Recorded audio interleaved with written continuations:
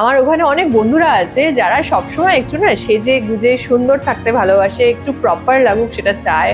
আজকে আমরা কেমন দেখতে লাগছি ডিপেন্ড করে অনেকটাই আমাদের ইমোশনাল স্টেটের ওপরে। যে কোনো কিছুতে গুরুর খুব দরকার হয়, আমি এটা বুঝি।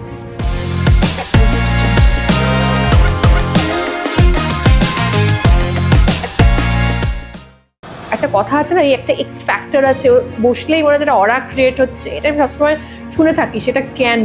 Weight reduction. Yes. ওয়েট রিডাকশনের ক্ষেত্রেও কিন্তু হিলিং একটা একদম হিলিং এর মধ্যে হেমা মালিনী, শিল্পা শেট্টি, মালাইকা অরোরা, এরকম অনেক বড় বড় সেলিব্রিটিসরা আছে যারা হিলিং এর সাথে যুক্ত। এটাই আমার নেক্সট কোয়েশ্চেন ছিল তোমার কাছে, যে আমি জানি না কি করে তুমি বুঝে গেলে।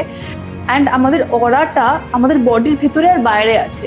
তো আমরা প্রত্যেকে কোনো না কোনো এনার্জি প্র্যাকটিসে আছি বা ছিলাম।